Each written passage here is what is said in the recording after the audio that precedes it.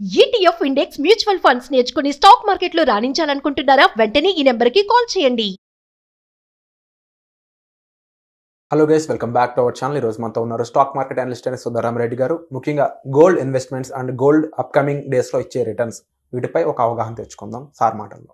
నమస్కారం సార్. నమస్తే.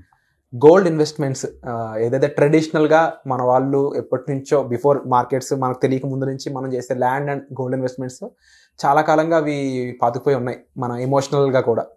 అయితే అప్కమింగ్ డేస్లో ఇవి మార్కెట్కి ఈక్వల్గా రిటర్న్స్ ఇస్తాయి అనేది అయితే జరగని పని. బట్ ఎంతవరకు రిటర్న్స్ ఇస్తాయి అనేది తెలుసుకోవచ్చా? ట్రెడిషనల్గా gold one of the important asset class అండి. పర్టికులర్గా ఇండియాలో అమ్మాయి పుట్టిందంటే ఇంకా గోల్డ్ ఇంట్లో ఇన్వెస్ట్మెంట్ స్టార్ట్ అయినట్లకే.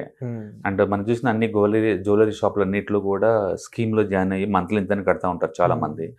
అంటే గోల్డ్ ఇన్వెస్ట్ చేస్తున్నా ఉంటే అది ఒక ఎమోషనల్ ఇన్వెస్ట్మెంట్ లాంటి అనమాట. అది రిటర్న్ పాయింట్ ఆఫ్ లో చెప్తే గోల్డ్ అంత గ్రేట్ అసెట్ అయితే ఏం కాదండి.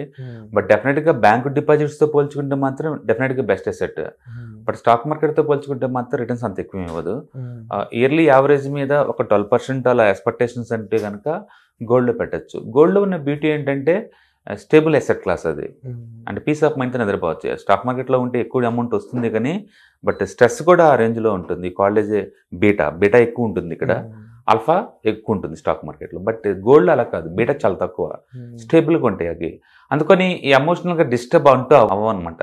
పైగా ఈ అసెట్లో ఉన్న బీటీ ఏంటంటే ఎప్పుడు చూసుకుంటే మురిసిపోవచ్చు, హ్యాపీ ఫీల్ అవ్వచ్చు, అది మూవ్ అయినా కాకపోయినా. యా, అందుకని దీన్ని ఎసెట్ లాగా ట్రీట్ చేసే బదులు ఒక ఎమోషనల్గా ఒక హ్యాపీనెస్గా దాన్ని ఉంచుకోవడంతో జనాలు ఎక్కువ ఎంజాయ్ చేస్తారనమాట. అందుకని ఈ rate of return point of లో చూస్తే మాత్రం 12% ఎక్స్పెక్ట్ చేయొచ్చు. మన డేటా కనుక చూసాం అనుకోండి, లాస్ట్ 1 yearలో 24% వచ్చిందండి. అంటే ఆల్మోస్ట్ నిఫ్టీ కంటే ఎక్కువ వచ్చింది. ఈ సంవత్సరం గోల్డ్. ఓకే, ఎందుకంటే charts all time high breakout అయినాయి. అన్ని సెంట్రల్ బ్యాంక్స్ అన్ని గోల్డ్ని కొంటా ఉన్నాయి. ఒక ఇండియన్ గవర్నమెంట్ వాళ్ళే, ఆర్బీఐ వాళ్ళు నెలకు వచ్చేకల్లా 9 టన్నులు గోల్డ్ కొంటున్నారు. చైనా వాళ్ళు 30 టన్స్ కొంటున్నారు. అంటే వరల్డ్ వైడ్గా గోల్డ్ సెంట్రల్ బ్యాంక్స్ కొంటున్నాయి అనమాట. డాలర్ని డంప్ చేసుకుంటూ ఆ డాలర్ బదులు గోల్డ్ని స్టోర్ చేస్తున్నాయి. అందుకని ఈ సంవత్సరం పరిగెత్తని. బట్ అదర్వైజ్ అయితే ట్రెడిషనల్గా ఒక 12% అలా ఎక్స్పెక్ట్ చేయొచ్చు యావరేజ్గా. యా, మనం డేటా కనుక చూసాం, లాస్ట్ 1 year చూస్తే 24% ఉంది. అండ్ లాస్ట్ 5 years అంటే ఈ రోజు నుంచి 5 years బ్యాక్ వెళ్ళి నువ్వు పెట్టారనుకున్న ఇన్వెస్ట్మెంట్ నీకు వస్తున్న రిటర్న్స్ 14%. అండ్ 10 years ఈ రోజు నుంచి బ్యాక్ వెళ్ళి 10 years బ్యాక్ నువ్వు కనుక ఇన్వెస్ట్ చేస్తుంటే నీకు వచ్చింది 8.7%. అంటే 15 years ఇప్పటి నుంచి బ్యాక్ వెళ్ళి ఒక 15 years బ్యాక్ వెళ్ళి పెట్టావనుకో ఇన్వెస్ట్మెంట్ నీకు వస్తుంది 10%. అంటే డేటా ఏంటంటే యావరేజ్ మీద బిట్వీన్ 8 అండ్ యావరేజ్ మీద 12% దాకా వస్తుంది. సో మనం యావరేజ్ 12% అనుకోవచ్చు. బట్ ఇందులో బీటీ ఏంటంటే వచ్చింది తక్కువైనా కూడా ఎమోషనల్ సాటిస్ఫాక్షన్ ఉంటుంది. అండ్ మార్కెట్ వాలటిలిటీ పెద్దగా అవ్వదు. ఇది ఈరోజు మార్కెట్ దారుణంగా పడింది, చాలా ఎమోషనల్గా డిస్టర్బ్ అవుతారు పెట్టిన వాళ్ళందరూ. గోల్డ్ అలాంటివి ఉండవు, ఎందుకంటే రోజు ట్రాక్ చేయరు కదా, అది ఎప్పుడో అవసరమైనప్పుడే అమ్ముతారు అంతే, అదర్వైజ్ ఉండదు. కాబట్టి ఎవరైనా కన్జర్వేటివ్గా ఉండి బ్యాంకుల్లో డిపాజిట్ చేసే బదులు లేదా అగ్రికల్చర్ ల్యాండ్ ఇలాంటి కొనే బదులు ఈ గోల్డ్ ఇన్వెస్ట్ చేయడం ద్వారా మనకి యావరేజ్ రిటర్న్స్ మనం 12% పర్ యానం చొప్పున తీసుకోవాలి. సో ఇందులో మళ్ళీ గోల్డ్కి సంబంధించిన ఇన్వెస్ట్మెంట్లో చూసుకుంటే ornaments or gold biscuits versus sovereign gold bonds ఎంతవరకు డిఫరెన్స్ ఉండొచ్చు? బేసికల్గా సోవరింగ్ గోల్డ్ బాండ్ బెటర్ అండి. నీకు 2.5% వడ్డీ ఫ్రీగా ఇస్తారు గోల్డ్ ప్రైస్తో పాటు. బట్ మన ఇండియాలో ఈ సోవరింగ్ గోల్డ్ బాండ్ అంత ఎక్కువ మంది లైక్ చేయరండి. ఎందుకంటే గోల్డ్ కొనడం అంటే అది బ్లాక్ మనీతో కన్వర్ట్ చేస్తుంటారు. ఇండియాలో గోల్డ్ అంతా స్మగ్లింగ్ కూడా ఎక్కువ ఇంపోర్ట్ అవుతూ ఉంటుంది. అఫీషియల్ రూట్ చాలా తక్కువ ఉంటుంది. ఈ ఎక్కువ మంది పల్లెటూరులో వాళ్ళకి అసలు పల్లెటూరులో అఫీషియల్ గోల్డ్ ఎంత ఎవరికి తెలియదు, ఎప్పుడు తెలియదు, ఏముండవు వాళ్ళకి, జిఎస్టీ పే చేయరు, అండ్ ఎక్కడ కొంటున్నారో తెలియదు, ఉన్న గోల్డ్ రీసైక్లింగ్ అవుతూ ఉంటుంది, గవర్నమెంట్కి ట్యాక్సెస్ ఏమి ఉండదు. సోవరింగ్ గోల్డ్ బాండ్ తీసుకున్నావు అనుకోండి, నువ్వు అఫీషియల్ రూట్లో వచ్చేసావు, ట్యాక్స్లు పడతాయి. ఓకే, మధ్యలో డ్రాప్ అయితే ట్యాక్స్లు పడతాయి. ఒకవేళ 8 years దాకా ఉంటే కనుక ట్యాక్స్ ఫ్రీ రిటర్న్స్ వస్తాయి, 2.5% ఉంటాయి. అఫీషియల్గా నువ్వు అమ్ముకోవచ్చు మళ్ళీ ఆన్లైన్లో వీటితో. బట్ ఎంతమంది కొనగలుగుతారు సోవరింగ్ గోల్డ్ బాండ్స్ని? మనకి మోర్ ఎవర్ ఇందులో ఎమోషనల్ ఎలిమెంట్ ఏం లేదు. అందుకని గవర్నమెంట్ వాళ్ళు ఎంత పుష్ చేసినా ఈ సోవరింగ్ గోల్డ్ బాండ్స్ అనేది అంత ఎక్కువ సక్సెస్ అవ్వదు. బట్ ట్రెడిషనల్ కంపేర్ చేసుకుంటే కొన్ని వేల కోట్లని కొంతవరకైనా జనాలను ఇటు మార్చింది అనమాట అది. ఓకే, అంతవరకు కొంత గుడ్ థింగ్ అనమాట అది. అట్లీస్ట్ మోడర్న్ పీపుల్ గోల్డ్ని ఇన్వెస్ట్మెంట్ లాగా అనుకునే వాళ్ళు ఫిజికల్ గోల్డ్తో పోల్చుకుంటే కొంచెం కొంతమంది దీంట్లో రాగలిగారు.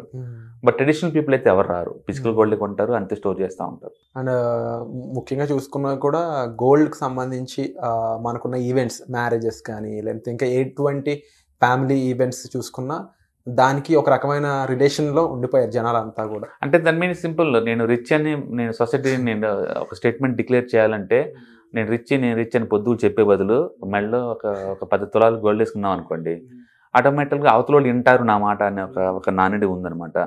అది లేని వాళ్ళు ఏమో రోల్డ్ వేసుకుంటారు, ఉన్న వాళ్ళు ఏమో గోల్డ్ వేసుకుంటారు. మెచ్యూరిటీ ఉన్న వాళ్ళు ఏమో ఏం వేసుకోకుండా వెళ్తారు. అది స్టేటస్ సింబల్ చూడొచ్చు అంటారు. డెఫినెట్గా, లేకపోతే దాని మీనింగ్ మెల్ల వేసుకొని తిరగాల్సిన అవసరం అని చెప్పండి.